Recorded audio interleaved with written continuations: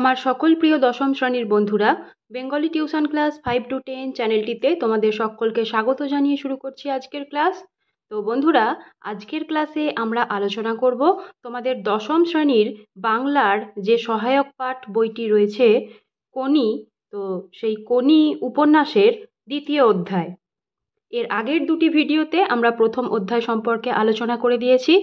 এই ভিডিওর ডেসক্রিপশন বক্সে আমি লিংক দিয়ে দেব, তোমরা চাইলে সেখান থেকে দেখে নিতে পারো, বা চ্যানেলের প্লেলিস্ট থেকে কোনি উপন্যাসের সমস্ত অংশটাই শুনে নিতে পারবে।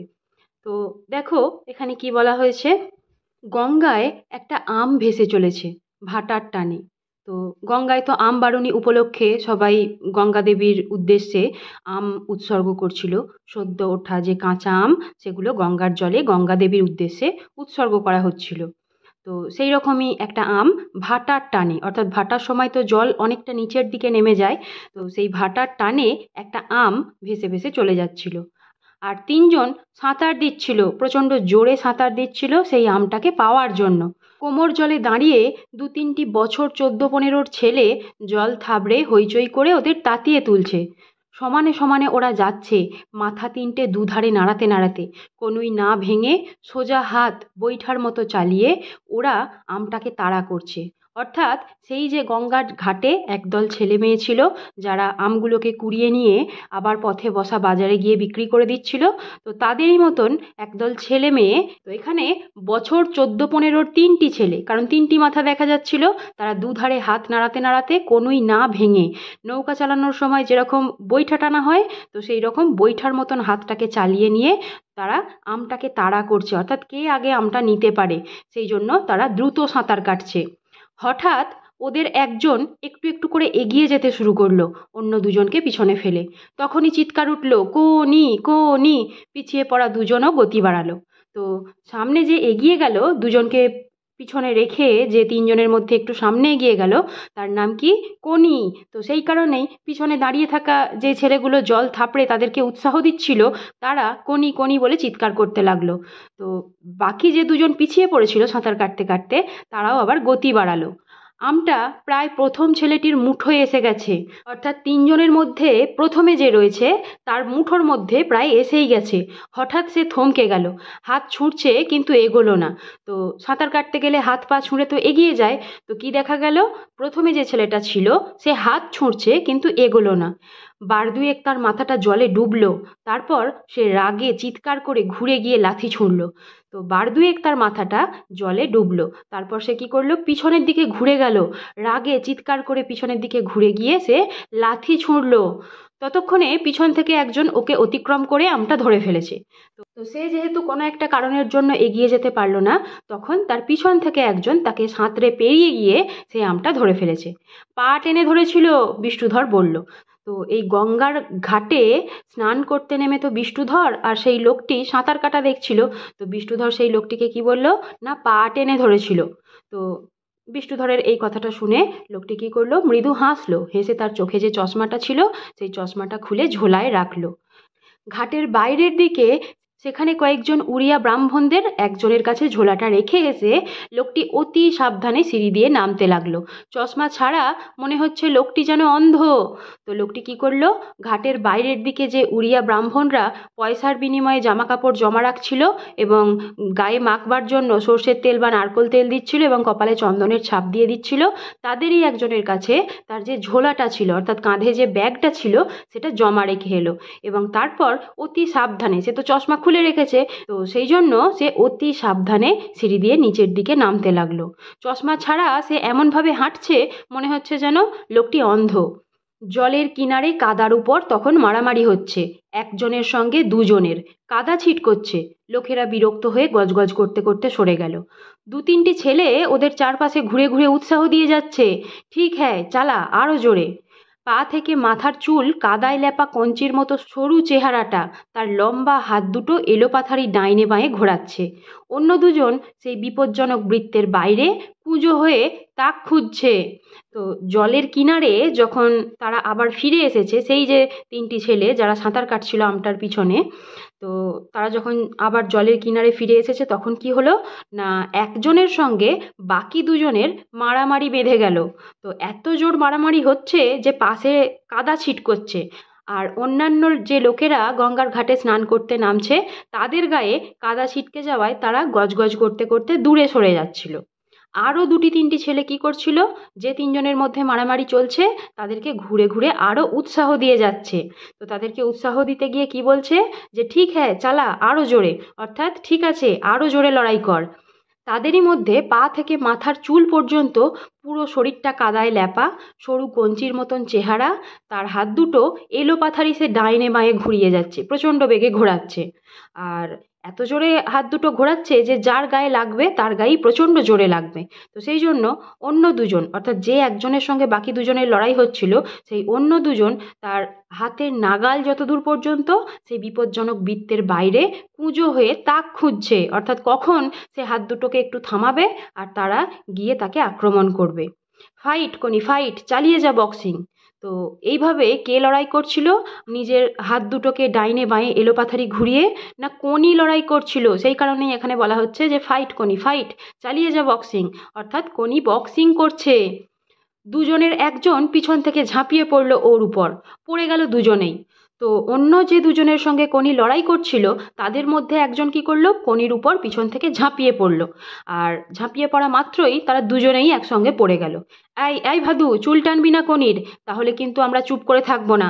তো যখনই একজন ঝাঁপ দিয়ে সেই কোনির উপরে পড়লো তখনই পাশ থেকে একজন কি বলে উঠলো, যে এই এই ভাদু, চুল টানবি না কোনির, অর্থাৎ চুলে হাত দিবি না। তো যে তার উপরে ঝাঁপিয়ে পড়লো তার নাম কি ছিল, ভাদু, আর যার উপরে ঝাঁপিয়ে পড়লো সে হচ্ছে কোনি।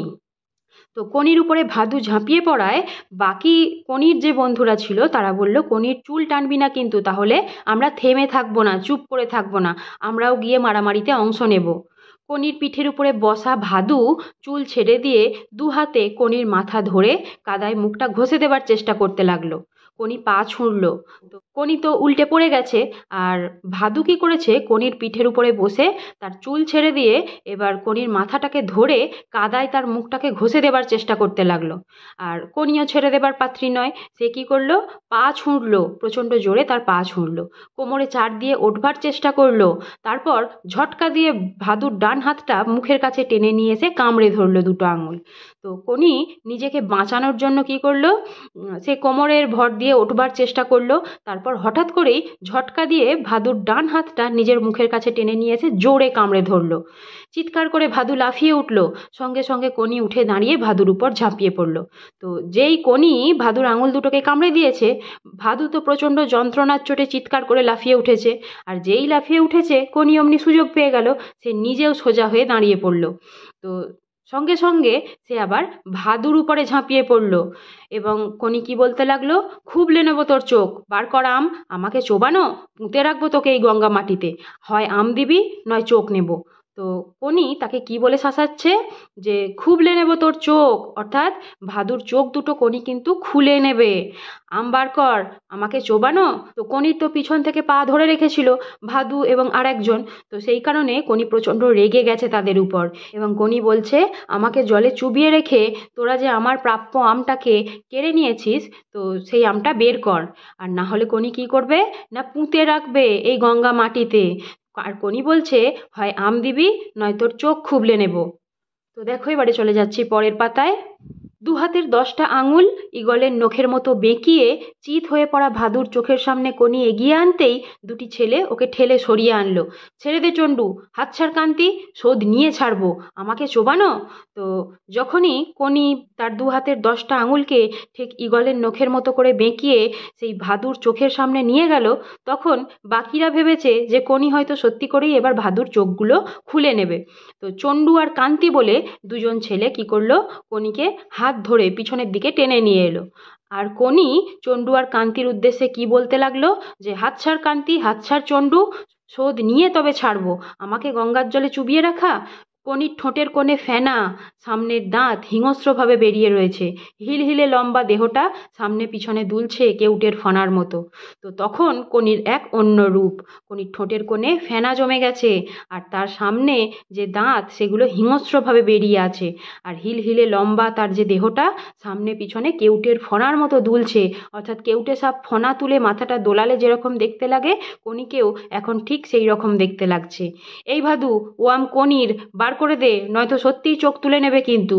তো বাকি যে দুজন ছেলে কনিকে টেনে নিয়ে আসছিল, চণ্ডু এবং কান্তি, তাদেরই মধ্যে একজন কি বলল, ওই আমটা কনির প্রাপ্য, সেই আমটা তাকে দিয়ে দিতে বলছে, আর নয়তো কনি কিন্তু সত্যি ভাদুর চোখ তুলে নেবে।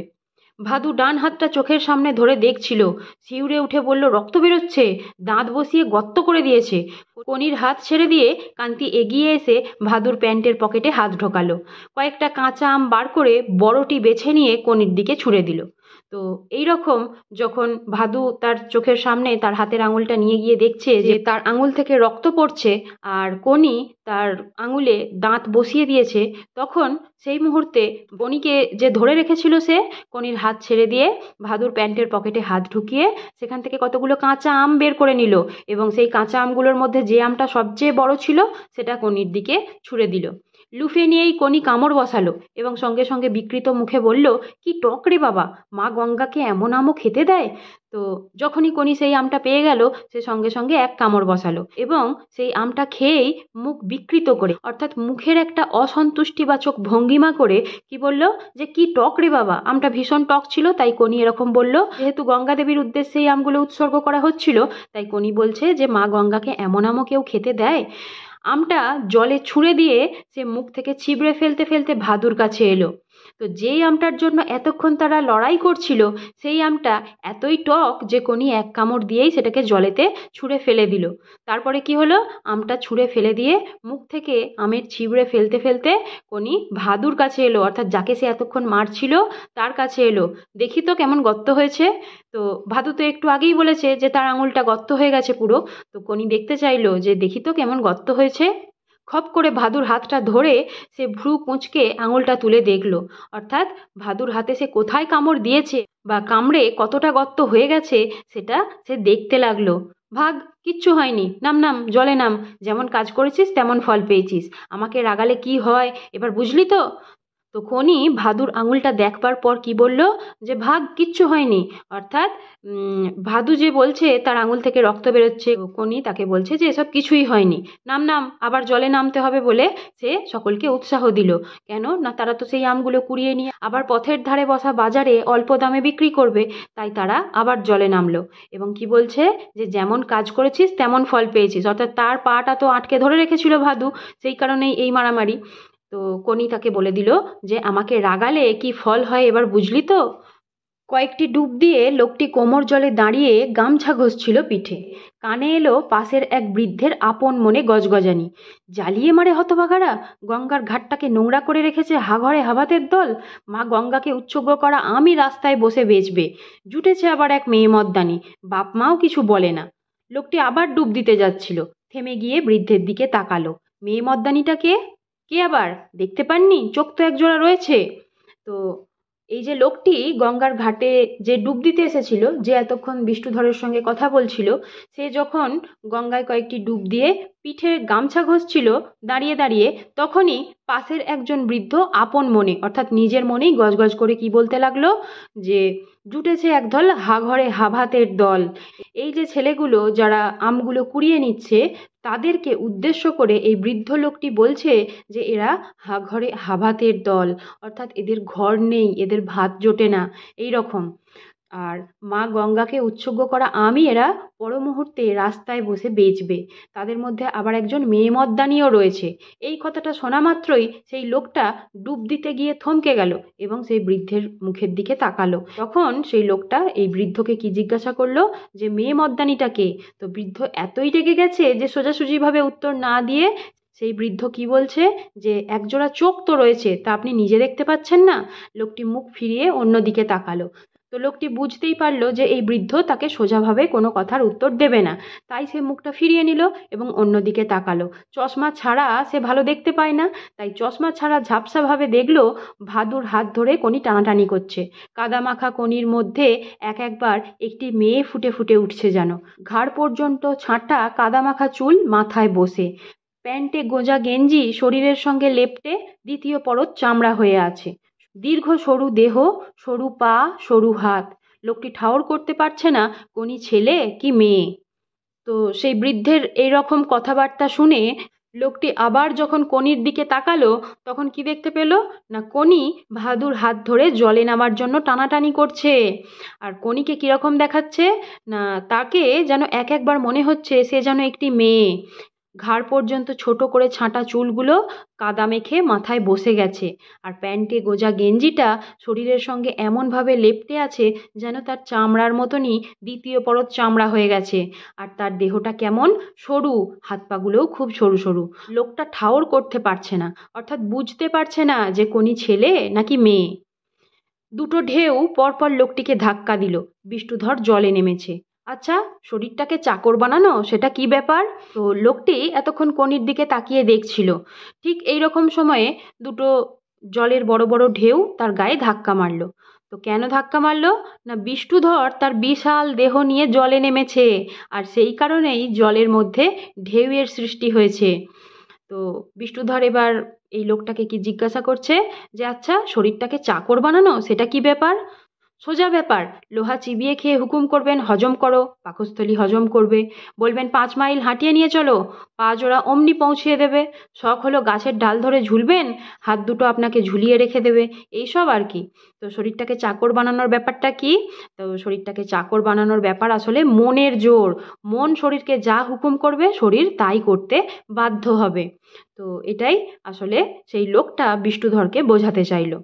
লোকটি জল থেকে উঠে আলতোভাবে মাটির উপর দিয়ে হেঁটে সিঁড়িতে দাঁড়ালো। ভিজে গামছাটা নিংড়ে পায়ে লাগা মাটি ধুয়ে গঙ্গার দিকে তাকালো। ঝাপসাভাবে দেখলো পাড়ের কাছে জলে কিলবিল করছে মানুষ। তার মধ্যে কনিকে চিনে নেওয়া সম্ভব হলো না। তো এরপর লোকটা কি করলো, তার তো স্নান ছাড়া হয়ে গেছে। সে ধীরে ধীরে হেঁটে সিঁড়িতে উঠে দাঁড়ালো এবং তার পায়ে যে কাদা লেগেছিল সেইগুলো, তার হাতে যে ভিজে গামছাটা ছিল সেই ভিজে গামছাটা নিংড়ে যে জলটা বেরোলো সেই জল দিয়ে সে পা ধুয়ে নিল এবং ঝাপসাভাবে দেখতে লাগলো, কারণ তার চোখে এখনো চশমা নেই। তাই সে দূরের দিকে দেখতে লাগলো। কি দেখলো না, গঙ্গার পাড়ের কাছে জলে মানুষ কিলবিল করছে, তার মধ্যে যে কোনটা কোনি সেটা সে ঠিকভাবে চিনে নিতে পারলো না।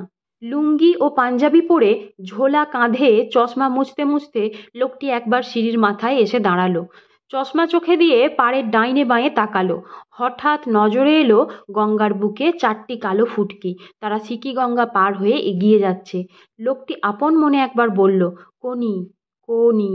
তো সে কোনি নামটা শুনে বা কোনির এতক্ষণের কার্যকলাপ দেখে এতই অভিভূত হয়ে গেছে যে যখন সে পাড়ে গিয়ে পোশাক আশাক পরে চশমা পরে সিঁড়ির মাথায় এসে দাঁড়ালো, তখন সে কি দেখতে পেল না, 4টি কালো ফুটকি গঙ্গার সিকিভাগ পার করে ফেলেছে সাঁতার কেটে এবং তারা এগিয়ে যাচ্ছে। তো এই দৃশ্য দেখে লোকটি আপন মনেই কোনি কোনি বলে একবার ডেকে নিল। তো সেই 4টি কালো ফুটকি আসলে 4 জনের মাথা। তো 4 জনের মাথাটাই দূর থেকে দেখাচ্ছে 4টি কালো ফুটকির মতো। কিছুক্ষণ তাকিয়ে থেকে ভিজে গামছাটি পাগড়ির মতো মাথায় জড়িয়ে লোকটি বাড়ির পথে রওনা দিল। তো দুপুরে প্রচণ্ড রোদ, সেই রোদের হাত থেকে বাঁচবার জন্য লোকটি কি করলো, ভিজে গামছাটি নিজের মাথাতে পাগড়ির মতন জড়িয়ে নিল এবং বাড়ির পথে হাঁটা দিল। মিনিট 15 পর সরু গলির মধ্যে একতলা টালির চালের একটি বাড়িতে লোকটি ঢুকলো। সদর দরজার পরই মাটির উঠোন। টেনে টুনে একটি ভলিবল কোর্ট তাতে হয়ে যায়।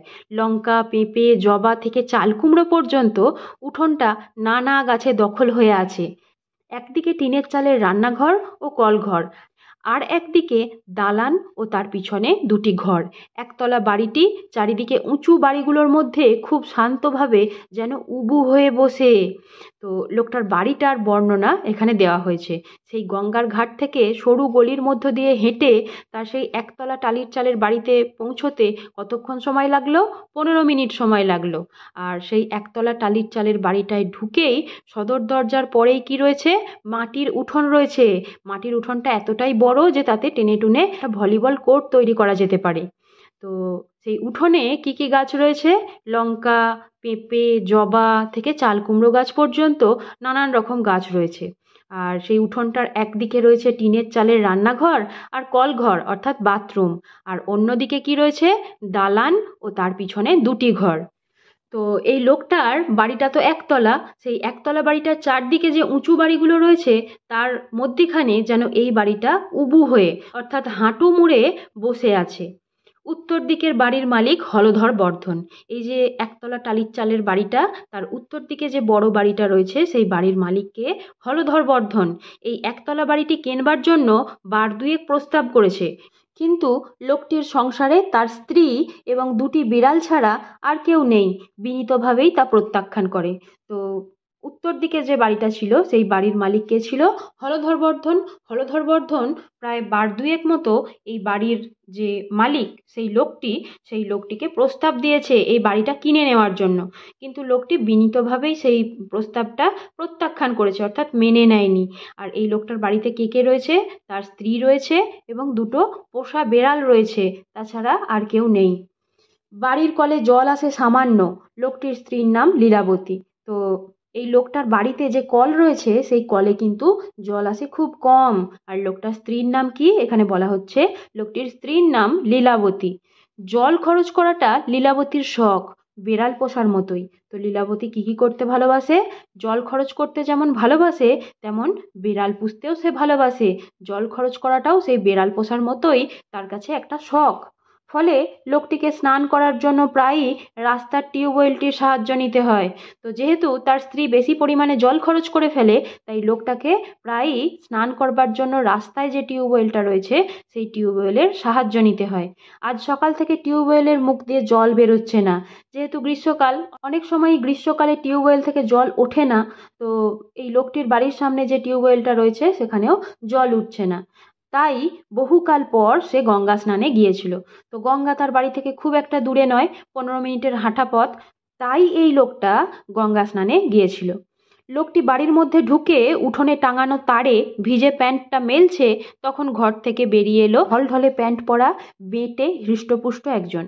তো লোকটা যেহেতু সদ্য স্নান সেরে বাড়ি ঢুকেছে, তো বাড়ির উঠোনে যে তার টাঙানো রয়েছে সেই তারেতে ভিজে প্যান্টটা মেলছে, তখনই ঘর থেকে আর একটা লোক বেরিয়ে এলো। সে কীরকম দেখতে? বেঁটে হৃষ্টপুষ্ট একজন, এবং তার পরনে রয়েছে ঢলঢলে একটা প্যান্ট। "খিদ্দা, তোমার জন্য অনেকক্ষণ বসে আছি আর বাড়ি পাহারা দিচ্ছি।